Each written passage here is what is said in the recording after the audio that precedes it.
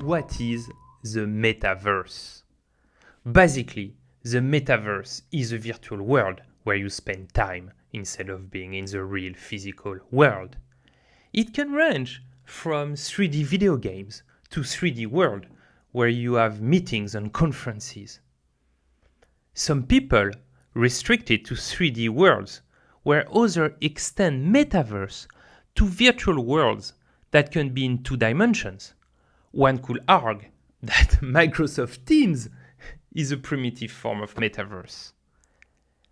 Well, science fiction extensively explored what is the metaverse. The term was coined in a science fiction book in the early 1990s.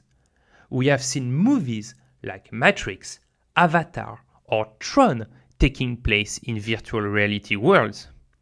We have also seen augmented reality in movies like Avatar. Hopefully, we will never experience the cataclysmic future depicted in these science fiction books and movies. But if in general we continue to spend more and more time in front of a computer at work and at home, through new generation of platforms looking like the metaverse, it will have social, financial, and democratic impacts on our life.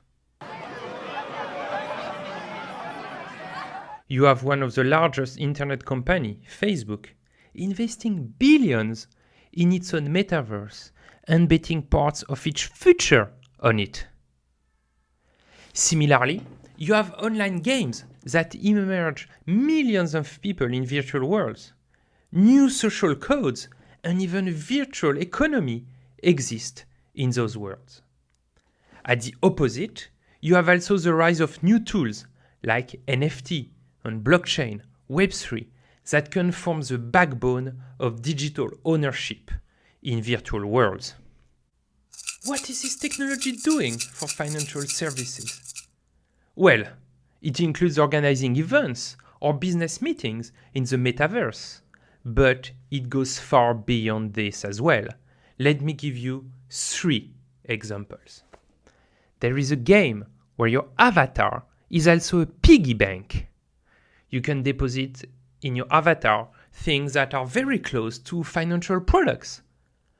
What we may see is the inclusion of financial products inside gaming experience and partnership between video game producers and financial services firms. It may be an opportunity to distribute a product. It might also be an opportunity to educate the younger generation on financial topics. The second example is about how the new experiences inside the metaverse will also translate into our business world.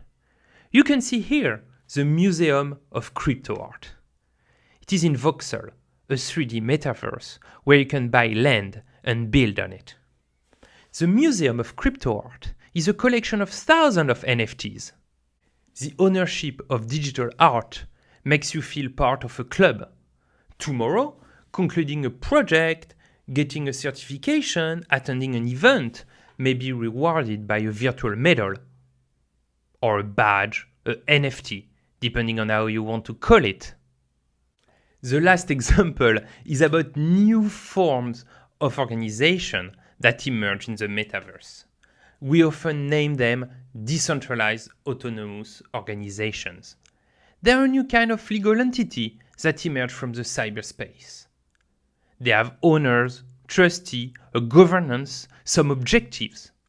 And it has an impact on financial services firms because tomorrow they will have to adapt to contract with these new types of legal entities.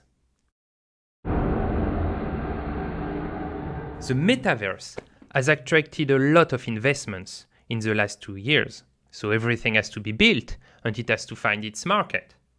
But I will not focus on business or technical challenges.